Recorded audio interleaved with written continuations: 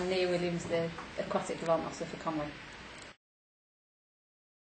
Obviously through the free swim programme, we've been doing water polo sessions for a number of years now. Obviously really popular across, and with having such a fantastic facility in Llandudno, we decided to use sort of here as the venue for all the water polo for the county. And it's been popular obviously across the whole of North Wales. So what we've done is we've worked across the 6 counties, and we've put coach-ed courses on, so we've had quite a few staff across the whole north now that are trained up for level 1 and level 2 water polo, and referees courses as well. And then we've been holding North Wales inter-county tournament once a year. I think we've done that now for the last 3 years. And then each county sort of doing it as an ad hoc basis. They're doing their own sort of little leagues, either in-county or sort of externally as well. So last November we had about 150 children taking part in the water polo here. Obviously parental involvement is huge for children to carry on. What we have done this last year, we put a pilot project together that was funded through LAPA, where we provided nervous adult lessons. We're already doing adult lessons, beginners and intermediates, but we just, from speaking to a couple of parents, that friends of friends, and they were saying that they're scared of water, and even though I said that we do beginners lessons, they were like, but I'm petrified. So we tried these nervous adult lessons, put just a press release out, general press release, didn't put any details about the courses, and since October we've had over 50 people gone through the lessons, and sort of like on a 10-week sort of, and it, depending obviously where they're starting off from, they may end up being able to swim by the end of it. There may be just the fact they can put their face in after 10 weeks, to them it's a huge achievement. So everybody that we've had gone through the first 10 weeks have really got something out of it. So they've kind of all gone through it, and we're finding now that a lot of the ones with the young children, they're actually coming during the weekends as well, and they're bringing their children in.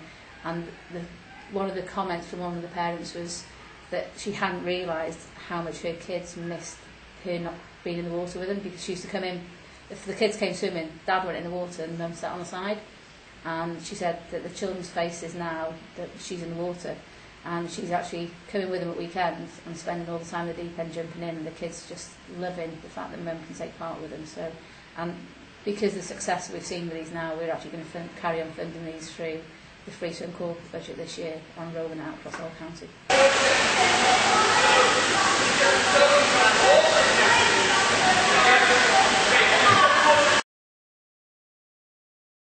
Well, if I kind of rewind, I was a parent, and I started off, the club that I was involved with, we only had 16 swimmers, and it was very much a kind of a skills and, you know, learn through play type of thing. And, you know, we had 1 or 2 swimmers who were relatively competent, and so on and so forth. And as my own son, as it were, developed, I developed my skills. In the main, I was his main coach, so it's a question of being absolutely committed to staying ahead of him in terms of his development, so that I could bring him on. And really, as a result of that, just brought the other swimmers on. And it was just a desire to ensure that either he reached the top, or we just exhausted his talent, and let's just see where it takes him. You know, it took him quite a long way, really. A couple of years back, I had the opportunity to consider whether or not I'd like to do this on a professional basis, into, you know, part-time and so on and so forth. And I always did, and I'll be perfectly honest with you, I always did wonder whether or not the day I got paid for it would be the day I lost that fire to do it, if you see what I mean. Because it was always, I'm doing it for nothing, so I must love it. But it's carried on. It's just an inbuilt wish to see youngsters succeed. My biggest pride is it's got to be that youth Commonwealth Games silver medal. We don't beat England very often. And my boy was part of a men's 4x2 freestyle relay, and it was really, really, really a proud moment to, when you looked at the results and you saw Australia, Wales, England.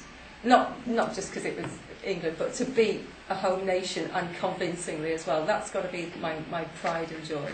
And I would love to be able to consolidate on that and see the next boy go, do as well, and then move on to 2014 Glasgow. You know, that's why I'm here.